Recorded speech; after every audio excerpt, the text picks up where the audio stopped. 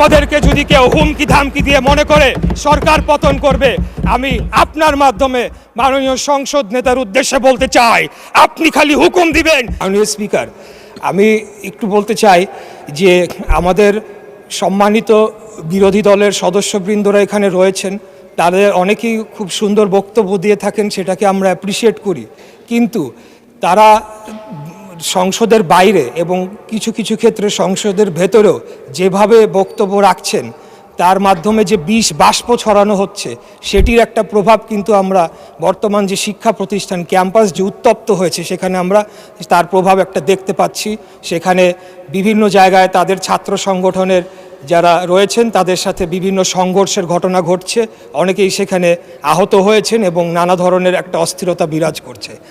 আমি খুব কষ্ট পেয়েছি যে গত সপ্তাহের বৃহস্পতিবার দিন এখানে সুন্দর আলোচনা হলো, জ্বালানি বিষয়ক একটি সমস্যা নিয়ে একটি কমিটি গঠন করা হলো। আমাদের মাননীয় বিরোধী দলের নেতা তিনিও খুব সুন্দর বক্তব্য রাখলেন, কিন্তু পরের 2 দিনই আমরা দেখলাম যে এই 2 দিন সংসদ চলেনি, যে তাদের নেতৃবৃন্দ বিভিন্ন জায়গায় নানা ধরনের কথা বলেছে এবং এক প্রকার জনগণকে উস্কানি দিয়েছে। এমনও কথা বলা হয়েছে যে 17 দিনের মধ্যে নাকি বিএনপি নির্বাচিত সরকারকে তারা ক্ষমতা থেকে হটাবে।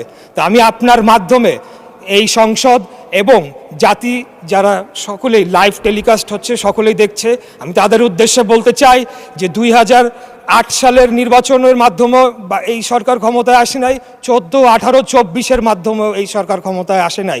আমরা জনগণের সরাসরি ভোটের মাধ্যমে ম্যান্ডেট প্রাপ্ত হয়ে এই সংসদে এসেছে।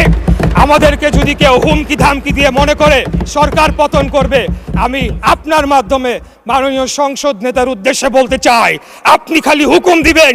ইনশাল্লাহ বিগত দিনে আপনার নির্দেশপ্রাপ্ত হয়ে আমরা যেভাবে রাজপথে অবস্থান করে জনগণের ভোটের অধিকার প্রতিষ্ঠা করার জন্য আন্দোলন সংগ্রাম করেছি, একইভাবে খুনি হাসিনাকে পতন করার জন্য আমরা যেভাবে আন্দোলন সংগ্রাম করেছি, আমাদেরকে যদি হুমকি দেওয়া হয় তাহলে সম্মানিত বিরোধী দলের প্রতি সম্মান রেখেই বলছি, আপনারা যদি আমাদেরকে পতন করার হুমকি দেন তাহলে বিরোধী দলের অবস্থান থেকে আপনাদেরকে পতন ঘটানো হবে ইনশাআল্লাহ। আমরা কোনো ধরনের অস্থিতিশীল করতে চাই না, আমরা বাংলাদেশে কোনো ধরনের বিভক্তির রাজনীতি চাই না, আমরা একটা শান্তির রাজনীতি চাই, একটা ঐক্যের রাজনীতি চাই। আমরা যদি বিগত 24 সালে যারা শহীদ হয়েছেন তাদের প্রতি যদি আমরা সম্মান প্রদর্শন করতে চাই, তাহলে আমাদেরকে একে অপরের প্রতি সম্মান প্রদর্শন করতে হবে এবং সকলে মিলেমিশেই আগামী দিনে বাংলাদেশকে পরিচালনা করতে হবে। আপনারা হয়তো ভুলে যাচ্ছে, আমাদের সম্মানিত বিরোধী দল হয়তো ভুলে যাচ্ছে, এই যে সংঘাত, এই যে একটা অস্থিতিশীল পরিবেশ তারা তৈরি করার চেষ্টা করছে, তার মধ্যে লাভবান কারা হচ্ছে মাননীয় স্পিকার?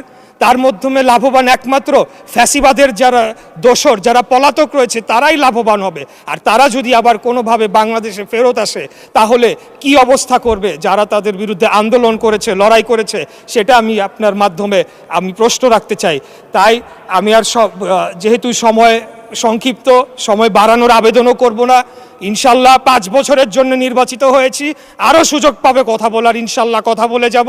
তাই আপনার মাধ্যমে আমি আবারও ঐক্যের আহ্বান জানাচ্ছি, শান্তির আহ্বান জানাচ্ছি এবং পরস্পরের প্রতি একটা শ্রদ্ধার মাধ্যমে আপনারা একটা সম্মান বজায় রাখবেন এবং একে অপরকে হেয় প্রতিপন্ন করার মাধ্যমে যে একটা অপসংস্কৃতি চালু হয়েছিল বিগত খুনি স্বৈরাচারী ফ্যাসিবাদী হাসিনার আমলে, সেখান থেকে যাতে আমরা বের হয়ে এসে আগামী দিনে একটা ঐক্যের রাজনীতি প্রতিষ্ঠা করতে পারি, সেই আহ্বান জানিয়ে আমার বক্তব্য এখানে শেষ করছি। খোদাফেজ। বাংলাদেশ জিন্দাবাদ, বাংলাদেশ জাতীয়তাবাদী দল জিন্দাবাদ।